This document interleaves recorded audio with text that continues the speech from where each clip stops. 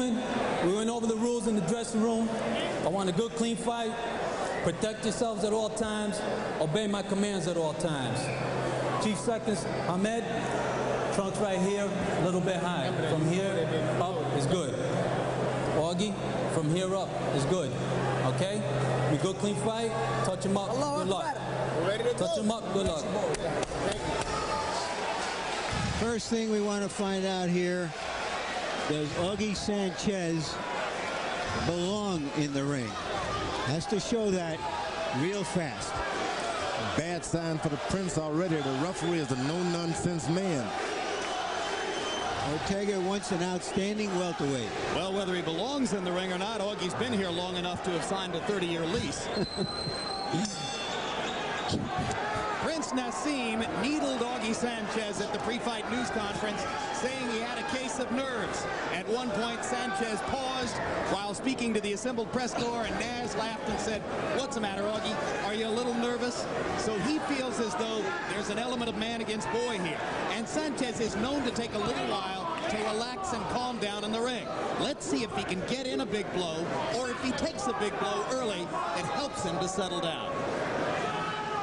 One thing about knockout artists, especially when they've got a lot in the first few rounds, it means they don't like going the distance. So you want to, if you're the opposite fighter, you want to tag them along, hit them every now and then, discourage them, let a lot of the air go out of the balloon before you go and mix it up with them. And of course, Nseem is one of the great knockout artists in the sport, but Sanchez is the one who's never been past the 7th round in his whole career. So when Larry Merchant asked Prince Nseem in a meeting, do you feel an urgency to get in there and get him out in a hurry because he's young, energetic, and a knockout puncher? Naz said, no, quite the opposite. I'll take my time. Sanchez has already gone to the body with straight right hands over and over. That means he's got a plan ahead. And I like the idea that Sanchez is going to the body early, making Nseem understand that the fight goes long, you're not going to have your legs either. And as Augie throws his right hand to the body, Naz starts throwing his left to the body. Prince Nseem more or less in a southpaw stance, and here he does have the right foot way in front, but oftentimes Naz will just square up and fight as an ambidextrous fighter. Sanchez much more the conventional stand-up fighter in this matchup. Left hook. A little mechanical with it, but Sanchez unveiling his primary weapon.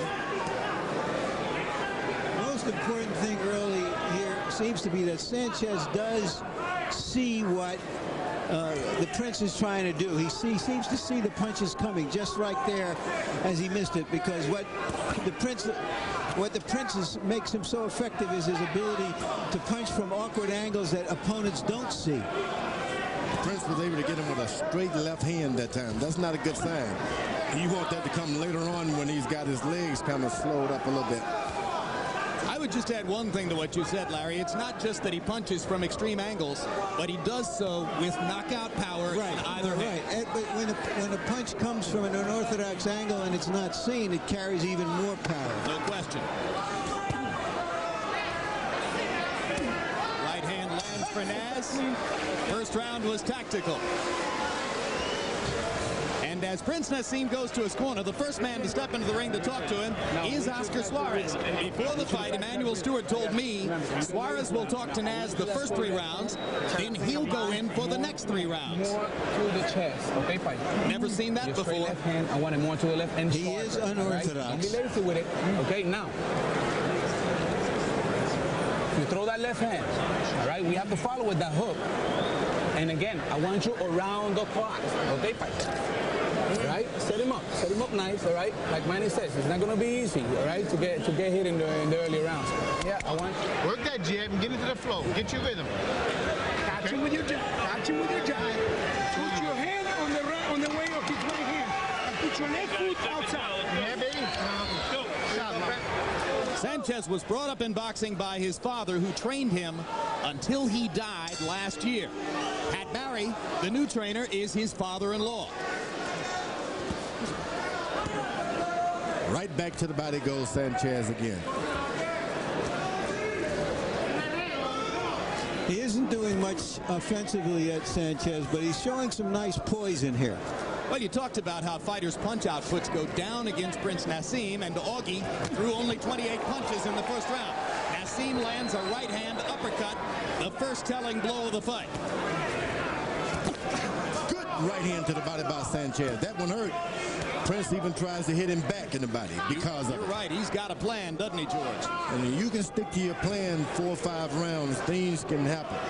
So he wants to use the straight right to the body, eventually to set up the left hook. We assume. You just want to take all of the jumping power out of those big, strong legs of the Prince. Then you can start landing a good jab and things like that. Straight right hand lands on the chest for Augie Sanchez. Naz begins to jab with the right hand. Left cross by Prince Naseem.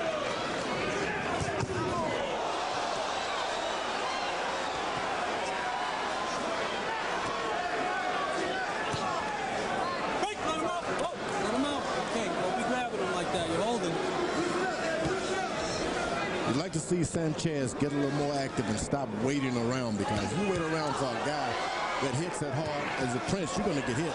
Down goes Naseem on a straight right hand, and Michael Ortega is going to rule it a foot on the foot. Well, I didn't see the trip, but that punch also bloodied the nose of Naz. If it had been a knockdown, it would have been the 5th knockdown of Naseem's career. 3 of them were against Kevin Kelly, and 1 against I thought it was a clean knockdown. What do you think, Harold? You go down on the end of a punch, it's a knockdown, and that's all there is to it. He got hit, he went down, it's a knockdown.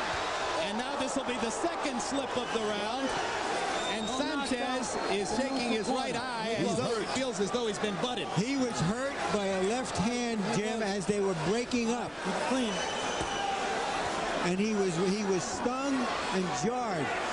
So this round is taking a turn, and he's trying to hold on and save time and survive the round right now. After getting hit on the break. That's your head, that's your head. Prince better beware. And another big left hook by Sanchez. And Naseem almost went down again. And now he lands a big left hand. He better beware, because this is a puncher. You just can't do anything you want with a puncher. Get back. Okay. And I'm not sure Augie Sanchez has recovered from the left hand that he took. But he's still dangerous. There's a mouse under the right eye of Sanchez. There's some swelling outside the right eye of Naseem.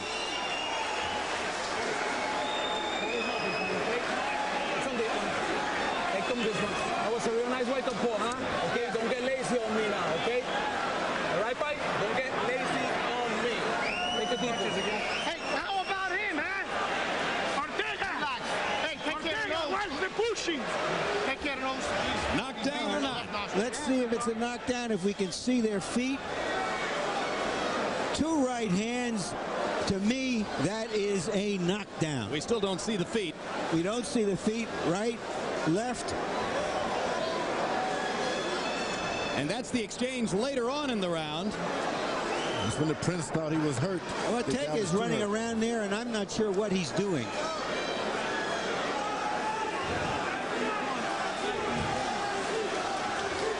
Power punches in round number 2. Naseem 16 out of 30. Sanchez 13 out of 24. An even fight. Sanchez lands another left hook and a straight right hand.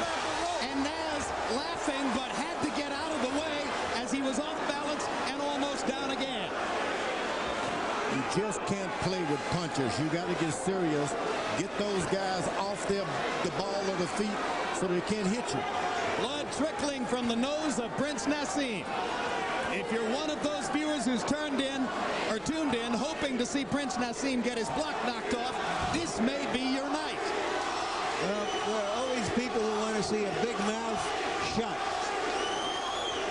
Whether Sanchez is the guy who can do it is problematic, but he's certainly giving us more than most people expected. Lands the straight right has hand. not given up his body attack. Down to the body with the right hand, straight right hand. Makes a difference when you start landing those shots on top when the body is hurting.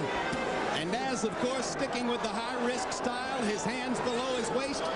Guys like Barrera and Morales sitting around watching with their hearts in their throats, thinking, here goes my million if this guy goes down. And Naz lands a big left hand against Sanchez, and now Sanchez comes back with a right hand of his own. It's a Pier 6 brawl in round number 3. Shades of the Kevin Kelly fight. Hard right hand by Nسيم, and Sanchez held on and went down, and Ortega calls that a slip too. Sanchez really has to gather his forces now, fight the fight he wants to fight, not try to get into a brawl with a big puncher. You know what happened? I do believe the Prince has had a double dose and an overdose of too much doctrine about the boxing. He's an instinctive fighter. He needs to be in condition. Leave him be. All right, that's over. Blood on both fighters.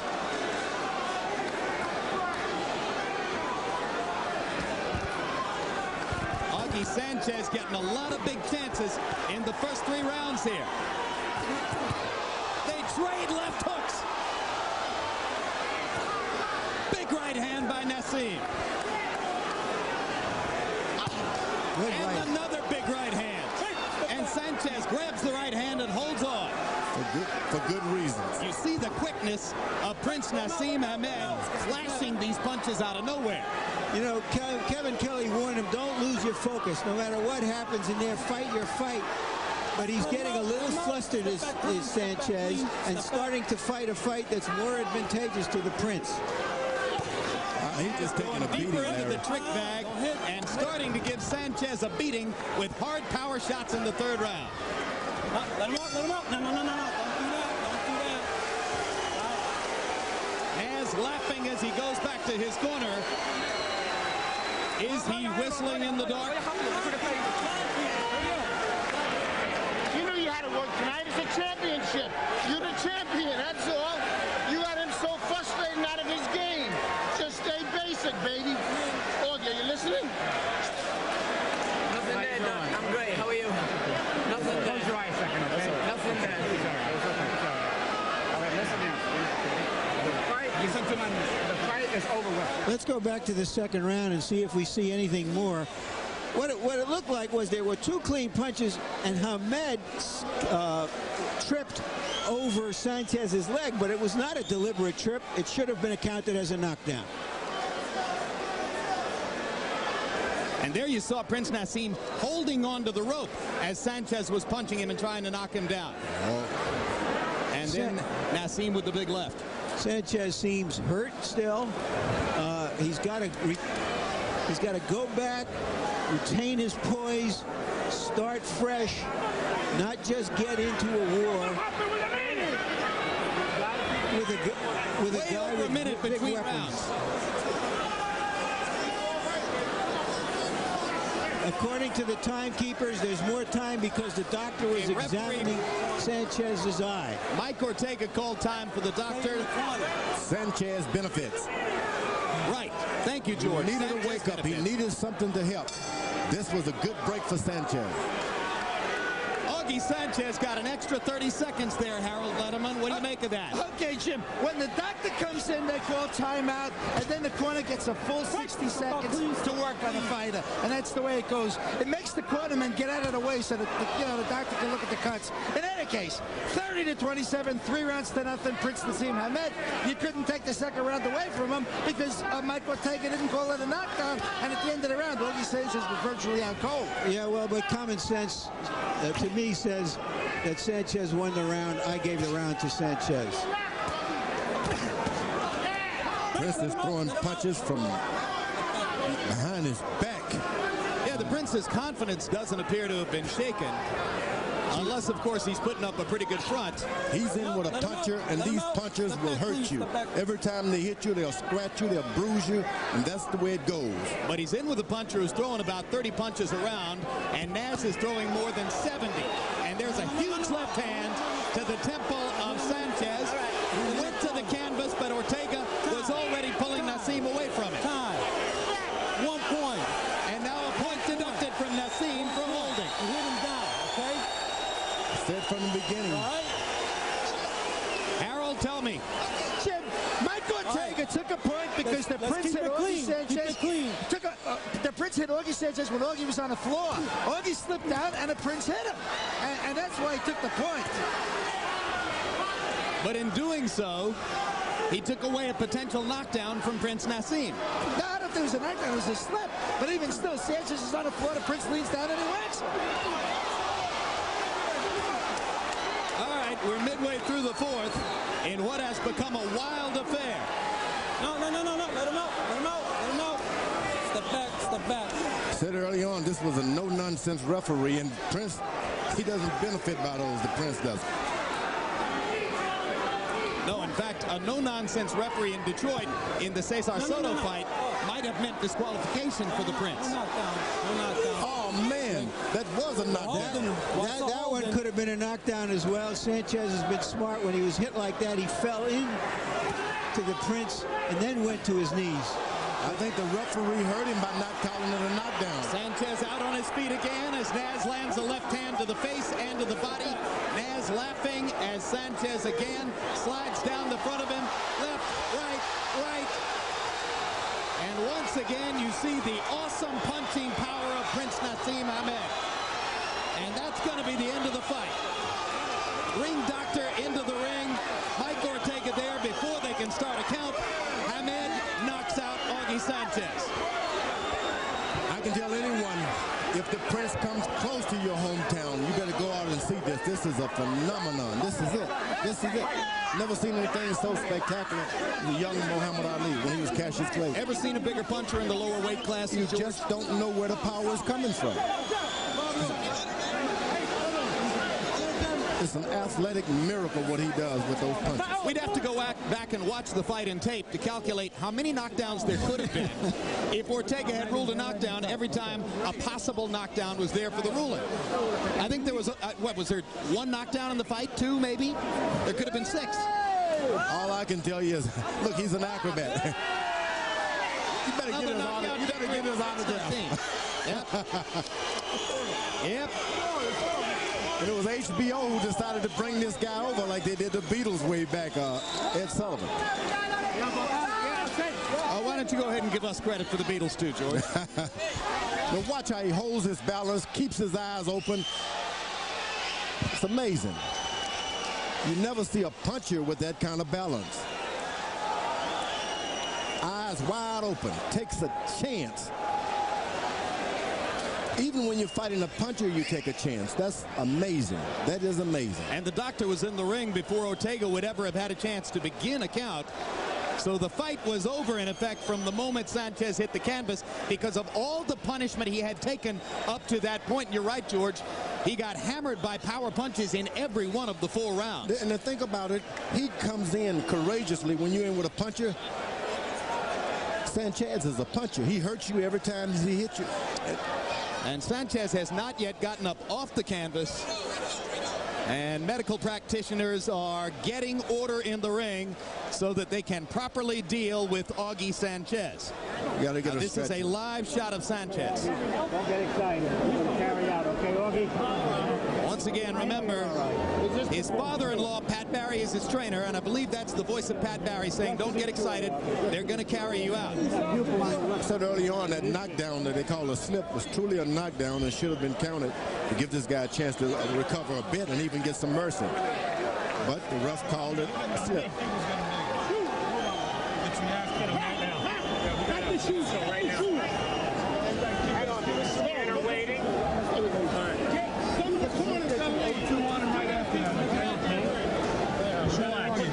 And you can see that every possible protection is being brought to bear to give Augie Sanchez the best chance to leave Connecticut in good shape. Yep. He's young, and he's in great condition. He's only 22. He's in good condition, so probabilities are great. As Larry pointed out, he had a long amateur career, almost made the United States Olympic team at the expense of Floyd Mayweather in 1996. There's Prince Nseem Hamed, his father at the side of the screen there. To the left, his father Sal, who came from Yemen to Sheffield, England, didn't speak the language, brought his family there. And as Naz says, my father's my hero. He found a job in a strange country and raised his family. Had a long trail. Final punch stat numbers. Nseem Hamed, 81 of 229. Almost all of them power punches. Almost all of them devastating power punches. And Augie Sanchez managed to get off 114 punches and land 43. 40 of 98 power shots for Sanchez, who hurt Hamed 2 or 3 times in the fight, but was hurt much more badly in return.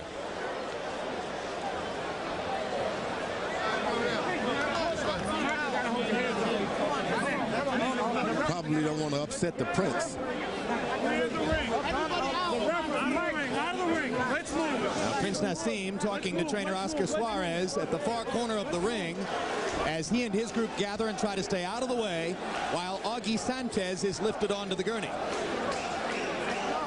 You really want to hope that everything's going to be okay. Well, I think he was conscious, George. It looked to me as though he was conscious and listening to his father-in-law, Pat Barry, as he was told what was about to happen. That's Pat Barry in the shiny silver shirt, leaning in just above Augie's chest. And both men to the left of Pat Barry are doctors.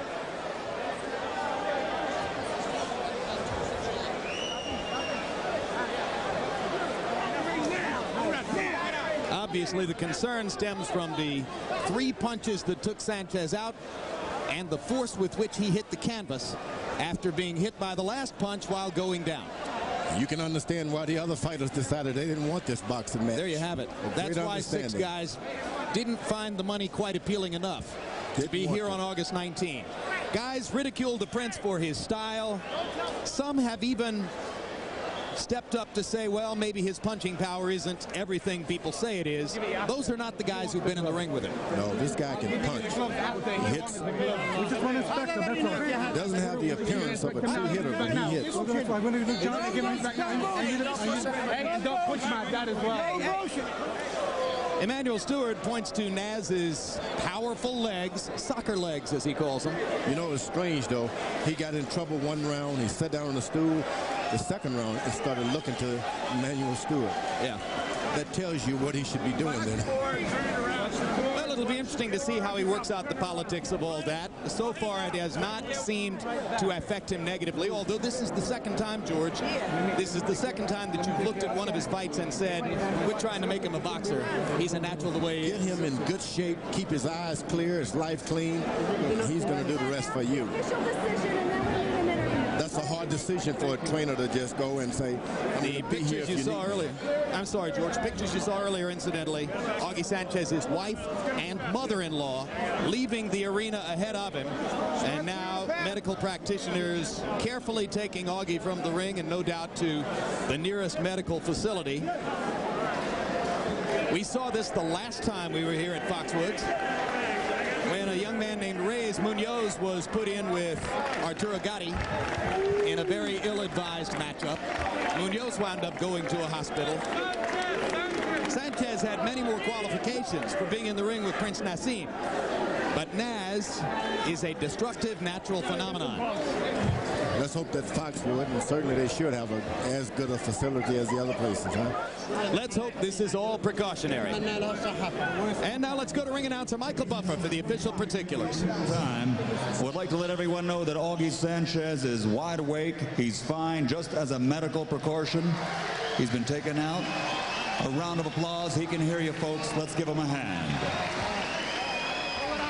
Referee Michael Ortega calls a halt to the bout at 2 minutes and 30 seconds of round number 4. The winner, and still the undefeated featherweight champion of the world, Prince Nseem Hamed.